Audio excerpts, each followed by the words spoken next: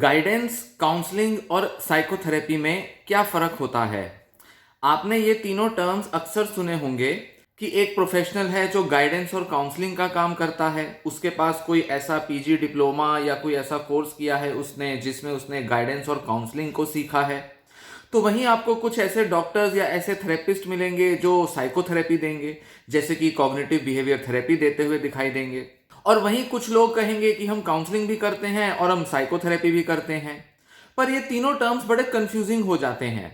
Guidance शब्द तो फिर भी थोड़ा समझ में आता है, जैसे कि करियर गाइडेंस या रिलेशनशिप गाइडेंस। इसके बारे में तो समझ में आता है कि भाई किसी भी प्रोफेशनल से जब हम कोई सलाह लेने जाते हैं, एडवाइस लेने जाते हैं, क्या सही है क्या गलत है ये समझने जाते हैं, तो ये गाइडेंस है।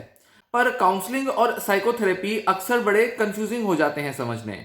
ऐसा लगता है कि एक डॉक्टर है जो काउंसलिंग भी दे रहा है और वो थेरेपी भी दे रहा है। कई बार हम एक ऐसे साइकोलॉजिस्ट को जो काउंसलिंग देते हैं उनको थेरेपिस्ट भी बोल देते हैं। और कई लोग तो थेरेपी का मतलब समझ ही नहीं पाते, वो तो हर तरह की जो भी मेंटल हेल्थ से जुड़ी जो मदद है उसको काउंसलिंग का नाम देते हैं। तो बड़े सारे मिक्स्ड और बड़े कंफ्यूजिंग से मीनिंग है जो कि लोगों में अक्सर देखने में आते हैं कि वो गलत तरह से कई बार इन तीनों टर्म्स को समझते हैं। तो थोड़ा सा मैं क्लैरिटी दूंगा आपको कि क्या फर्क है इन तीन तरह के कामों में और इन तीन तरह के प्रोफेशनल्स में। जैसा कि बताया कि गाइडेंस का मतलब होता है कि क्या कदम लेने हैं, किस तरह से सही और गलत की पहचान करनी है, क्या अच्छा है क्या बुरा है किसी भी ऐसी सिचुएशन में जहां एक पर्सन बहुत ही स्ट्रेस में है, तनाव में है, परेशान है, समझ नहीं पा रहा कि मुझे कौन सा रास्ता चुनना चाहिए, मुझे ए चुनना चाहिए ऑप्शन या बी ऑप्शन चुनना चाहिए। चाहे वो करियर का मामला हो, चाहे वो रिलेशनशिप का मामला हो, या चाहे अपनी कुछ बुरी आदतों का मामला हो, या कोई मानसिक बीमारी हो या फिजिकल बीमारी भी हो। किसी भी केस में गाइडेंस प्रोवाइड की जा सकती है जहां एक पर्सन को थोड़ा सा अपनी बीमारी को ध्यान में रखकर या अपनी प्रॉब्लम को ध्यान में रखकर उसको अगले स्टेप्स क्या लेने हैं इस बारे में एक गाइडेंस प्रोवाइड की जा सकती है। जैसे मान लीजिए एक पुरुष है जो कि डिप्रेशन का मरीज है और साथ ही वो तंबाकू या शराब या सिगरेट का सेवन भी करता है। अब इस व्यक्ति को ये तो नहीं कहेंगे कि उसको लत है शराब या तंबाकू की, पर वो कभी कभी ये पदार्थ ले लेता है।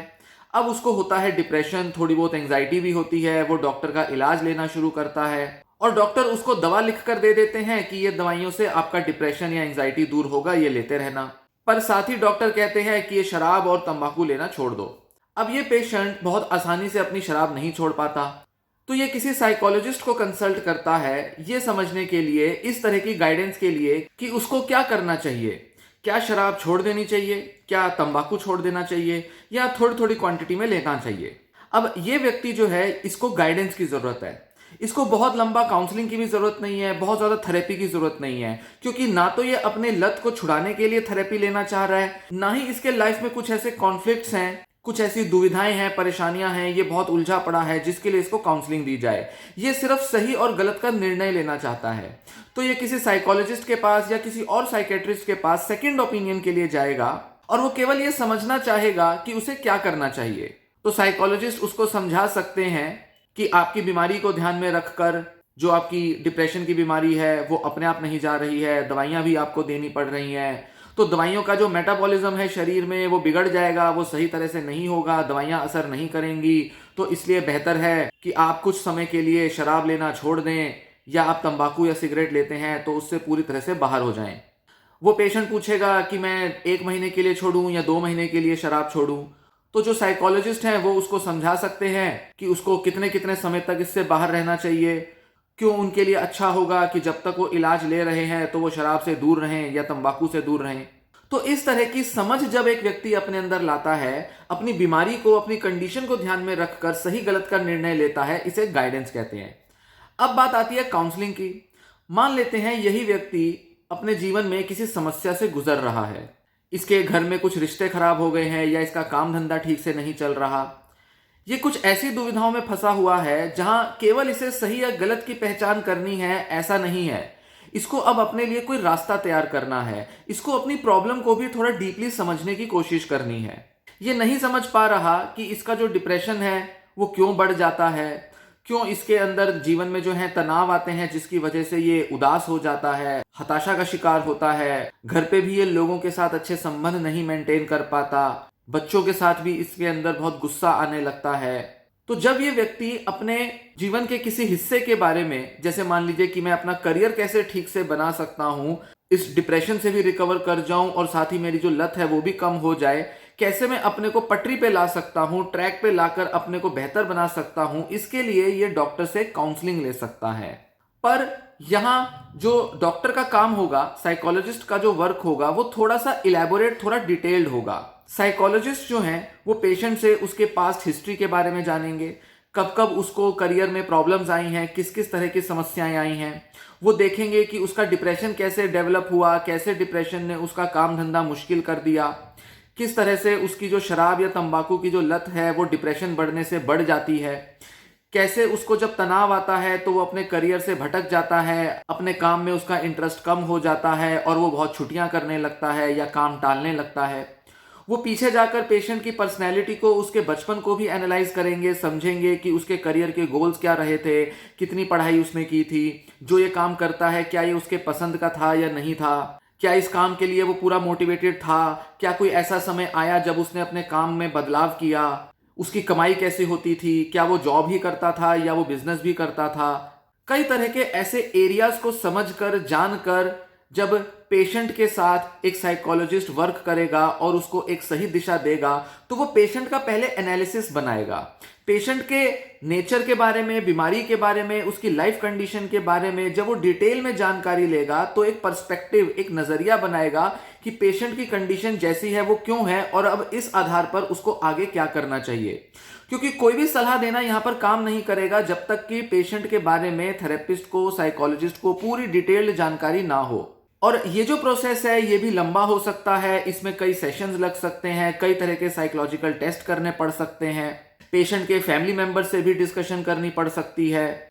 जब पूरी तरह से विश्लेषण करने के बाद साइकोलॉजिस्ट इस निष्कर्ष पर पहुंचेंगे कि अब पेशेंट को कैसे आगे फर्दर उसको दिशा देनी है, कैसे उसके अंदर वो ताकत जुटानी है, मोटिवेट करना है, या लाइफ के किस हिस्से पर वो अपनी प्रॉब्लम्स को ठीक से सॉल्व करे, किस तरह के स्टेप्स उसको लेने जरूरी हैं, अपने फायदे के लिए क्या करे, अपने नुकसान से कैसे दूर होए, कौन से ऐसे बर्ताव हैं जिससे वो अपना नुकसान करता है, उन बिहेवियर से उसको दूर होना है। जब वो इस तरह से दिशा निर्देश लेगा और अपने मन को समझकर, अपने को बेहतर तरह से जानकर अपने लिए एक सकारात्मक प्रयास लेगा, जिसमें थोड़ा बहुत वो अपने को पॉजिटिव बनाने के भी तरीके सीखेगा, अपना लाइफस्टाइल भी चेंज कर सकता है, अपने घर में अपने कम्युनिकेशन को इंप्रूव करेगा, कुछ हेल्दी चीजें ऐसी करेगा जिससे कि वो धीरे धीरे अपने को बेहतर बनाए, ताकि वो अपने करियर और अपनी बीमारी के प्रति एक सकारात्मक रवैया रखकर अपने को इंप्रूव करे, करियर भी अच्छा हो जाए और साथ ही उसकी बीमारी भी धीरे धीरे कम हो जाएगी। इस तरह से काउंसलिंग का टारगेट रखा जाता है। तो ये होता है काउंसलिंग प्रोसेस। अब बात आती है साइकोथेरेपी की। साइकोथेरेपी डिसऑर्डर के लिए, बीमारी के लिए दी जाती है। थेरेपी में उन हिस्सों को टारगेट किया जाता है जो कि बीमारी से रिलेटेड होते हैं, जो कि पेशेंट के लक्षण होते हैं, जैसे अपनी लत को कैसे कम करे, शराब की आदत को कैसे छुड़ाए, या अपने डिप्रेशन को कैसे हील करे। डिप्रेशन में जो नकारात्मकता है, सुबह से शाम तक जो उसका डिप्रेशन का एक साइकिल चलता रहता है, पेशेंट के अंदर बहुत नेगेटिव थॉट आ रही है अपने को लेकर, अपने फेलियर्स को लेकर, अपने लॉसेस को लेकर, पास्ट में उसने कुछ ऐसे काम कर दिए जिसका उसको बहुत गिल्ट है, शराब पीने की वजह से या अपने काम में लॉस होने की वजह से उसने बहुत सारा पैसा बर्बाद कर दिया। इस वजह से पेशेंट के अंदर बहुत गिल्ट बैठ चुका है। पेशेंट अब सुबह से शाम तक अपने रोजमर्रा के छोटे मोटे काम भी नहीं कर पाता।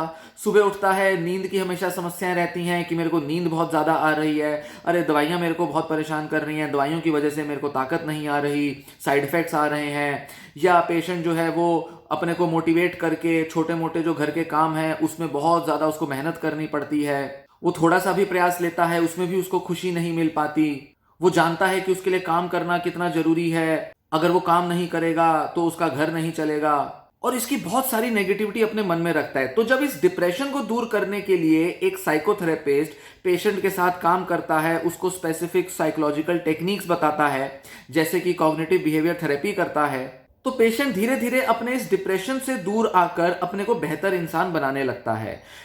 तो साइकोथेरेपी के अंदर हम बीमारी का इलाज करते हैं। साइकोथेरेपी केवल लाइफ के अलग अलग एरियाज में काउंसलिंग का काम नहीं करती। यहां पर सिर्फ अपने स्ट्रेस को, अपने तनाव को, अपने इमोशंस को केवल हल्का नहीं किया जाता, यहां पर बीमारी को भी क्योर किया जाता है। जैसे मान लीजिए एक ओसीडी का पेशेंट है, तो इस ओसीडी पेशेंट को अपने कंपल्जन्स कैसे ठीक करने हैं, अपने अंदर ऑब्सेशंस जो आती हैं, एंजाइटी आती है, उसको कैसे संभालना है, कैसे उसको साइकोलॉजिकल टेक्निक लगाकर अपना ओसीडी दूर करना है। इस तरह से जब वो टेक्निक सीखेगा, नए तरीके से अपने ओसीडी को टैकल करने के प्रयास लेगा, तो उसका ओसीडी कम होगा। इसे हम साइकोथेरेपी कहेंगे।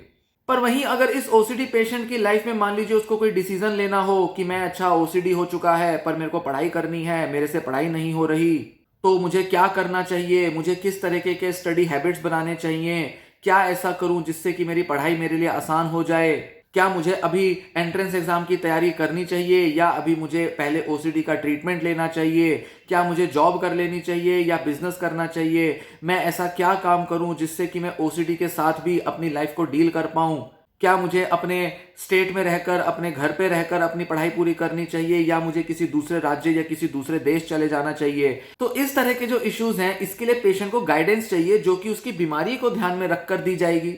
पर वहीं अगर इस पेशेंट के साथ फर्दर कुछ फैमिली इश्यूज हो रहे हो, घर के लोग जो हैं वो इसके ओसीडी के रिचुअल्स पर बहुत ज्यादा रिएक्ट करते हैं, घर में तनाव का माहौल हो जाता है, घर में नेगेटिविटी होती है, गुस्सा आता है, पेशेंट भी अपने घर के लोगों पर बहुत ज्यादा गुस्सा करता है क्योंकि वो लोग उसके कंपल्जन्स में अड़चन डालते हैं।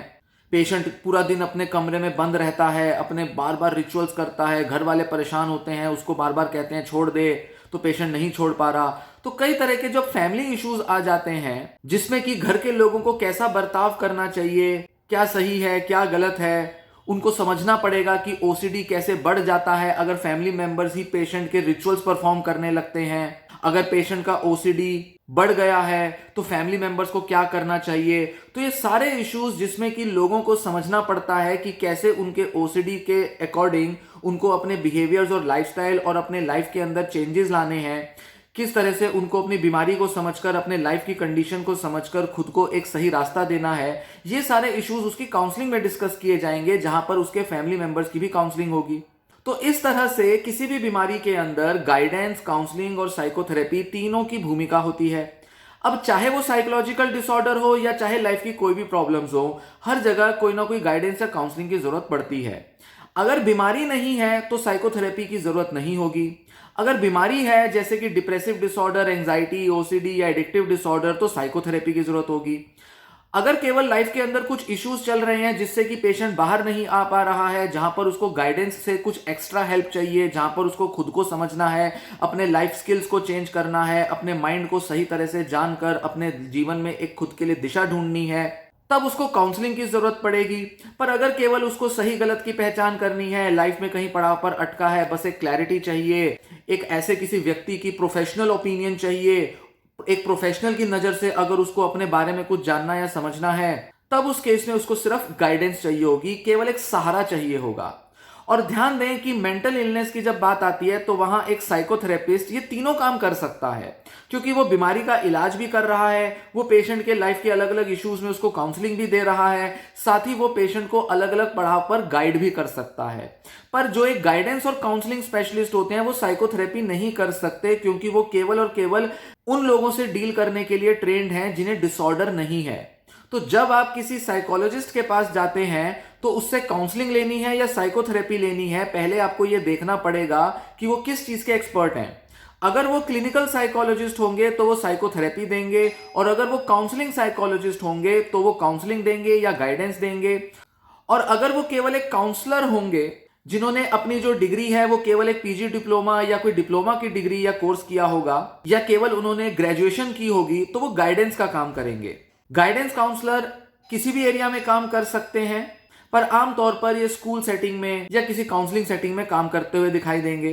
काउंसलिंग साइकोलॉजिस्ट हॉस्पिटल्स में, रिहैब सेंटर्स में, प्राइवेट क्लिनिक्स में कहीं भी आपको काम करते हुए दिखाई देंगे। पर जो क्लिनिकल साइकोलॉजिस्ट हैं वो मेनली आपको मेडिकल सेटिंग्स में ही काम करते हुए दिखाई पड़ेंगे, चाहे वो अपना क्लिनिक पे हो, हॉस्पिटल्स में हो या किसी रिहैब सेंटर पे हो। पर काउंसलिंग साइकोलॉजिस्ट का बहुत महत्व नहीं है मेडिकल सेटिंग्स में। और काउंसलिंग साइकोलॉजिस्ट आमतौर पर relationship, career issues, personality issues, emotional issues से डील करते हैं जहां डिसऑर्डर मौजूद नहीं है। तो उनकी क्वालिफिकेशन के बेसिस पर वो किस सेटिंग में काम करते हैं इस बेसिस पर, और किस तरह के पेशेंट्स के साथ या क्लाइंट पॉपुलेशन के साथ काम करते हैं इस बेसिस पर ये तीनों तरह के काम अलग अलग तरह से किए जाते हैं। तीनों तरह के प्रोफेशनल्स आपको हमेशा दिखाई पड़ेंगे।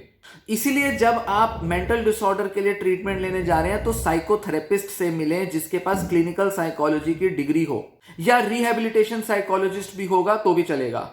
और अगर कोई काउंसलिंग साइकोलॉजिस्ट है, चाहे वो ओसीडी या डिप्रेशन के बारे में कितनी भी बात क्यों ना कर रहा हो, वो एक वैलिड प्रोफेशनल नहीं है। वो आपको सही तरह से गाइडेंस काउंसलिंग थेरेपी नहीं दे सकता, क्योंकि वो एक कंप्लीट प्रोफेशनल नहीं है। हो सकता है उसने अपने को किसी बीमारी या किसी एरिया में अपने को एक्सपर्ट बना लिया है, और क्योंकि हिंदुस्तान में जो रेगुलेटरी बॉडीज हैं वो इतना स्ट्रिक्टली काम नहीं करती, इस वजह से वो किसी भी टाइप का इलाज देता हुआ दिखाई पड़ेगा, जबकि वो पूरी तरह से गलत तरीका हो सकता है। बहुत सारे यूट्यूब पर, गूगल पर आपको ऐसे सो कॉल्ड डॉक्टर्स मिलेंगे जिनके पास एप्रोप्रिएट क्वालिफिकेशन नहीं है साइकोथेरेपी देने की, पर फिर भी वो आपको साइकोथेरेपी देते हुए दिखाई देंगे।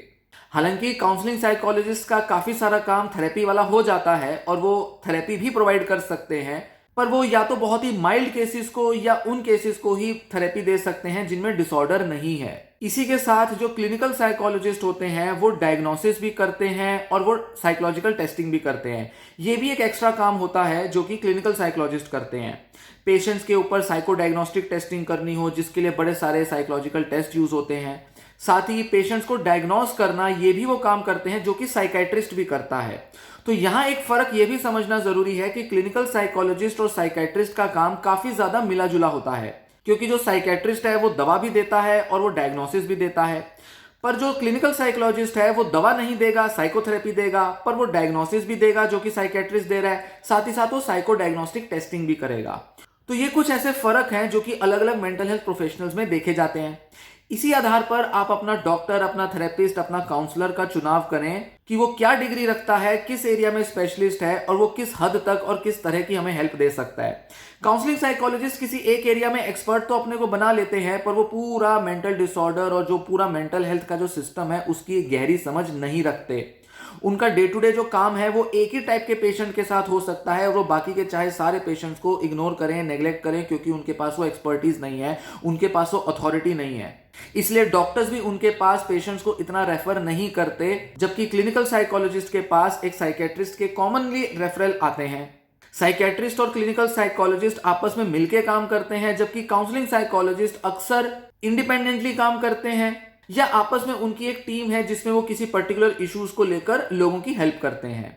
इसके अलावा जो भी आप देखते हो कि हॉस्पिटल में काउंसलिंग साइकोलॉजिस्ट है, ये है, अरे हॉस्पिटल ने कुछ सोच के रखा होगा काउंसलिंग साइकोलॉजिस्ट, नहीं। अगर वहां पर क्लिनिकल साइकोलॉजिस्ट नहीं है और केवल एक काउंसलिंग साइकोलॉजिस्ट है किसी हॉस्पिटल में, तो ये सही प्रैक्टिस नहीं है। यहां आपको गलत तरीके से ट्रीटमेंट दिया जा रहा है। गाइडेंस काउंसलिंग के लिए 1 साल 2 साल का डिप्लोमा, पीजी डिप्लोमा या 6 महीने या 1 साल के सर्टिफिकेट कोर्सेज होते हैं। काउंसलिंग साइकोलॉजी के लिए 2 साल की एमए होती है। क्लिनिकल साइकोलॉजी के लिए आपको 2 साल की एमए, फिर 2 साल की एमफिल, और अभी जो थोड़ा एजुकेशन पॉलिसी में चेंज आ रहा है उसके हिसाब से आगे कुछ और चेंजेस हो जाएंगे। पर ये एक फर्क होता है इनकी क्वालिफिकेशंस में भी। जरूरी नहीं कि यहां पर किसी ने पीएचडी की हुई है तो वो बहुत सीनियर प्रोफेशनल है, वो सारी बीमारियां दूर कर देगा, वो सारी प्रॉब्लम सॉल्व कर देगा। यहां पीएचडी का भी कोई बहुत बड़ा लेना देना नहीं है। लोग अक्सर सोचते हैं कि पीएचडी सबसे हाईएस्ट लेवल डिग्री है, तो सबसे मेजर जो अथॉरिटी है किसी एरिया की वो पीएचडी का डॉक्टर है। नहीं, ऐसा नहीं होता। इस प्रोफेशन में आपको सिर्फ ये 2 फर्क करने जरूरी है कि अगर क्लिनिकल साइकोलॉजिस्ट है तो उसके पास एमए और एमफिल होना जरूरी है, और अगर वो काउंसलिंग साइकोलॉजिस्ट है तो उसके पास ज्यादा से ज्यादा एक मास्टर्स होगी या कोई और दूसरा डिप्लोमा कोर्स होगा या कोई उसने स्पेशलाइजेशन कर रखी होगी, पर वो क्लिनिकल पॉपुलेशन के साथ, पेशेंट पॉपुलेशन के साथ काम नहीं करता। सो ये जो पूरी मैंने जानकारी दी, ये जो पूरी मैंने आपके साथ थोड़ा क्लैरिटी शेयर करने की कोशिश की, उम्मीद है आपको कुछ आइडिया मिला होगा, कुछ दिशा मिलेगी कि आपको क्या निर्णय लेने हैं, कैसे आगे बढ़ना है।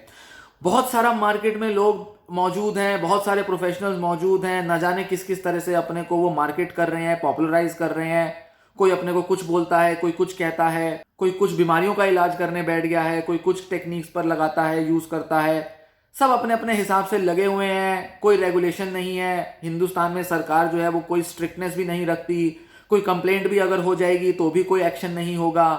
बहुत सारे क्लिनिकल साइकोलॉजिस्ट हैं जो कई सारे फ्रॉड साइकोलॉजिस्ट की कंप्लेंट भी करते हैं।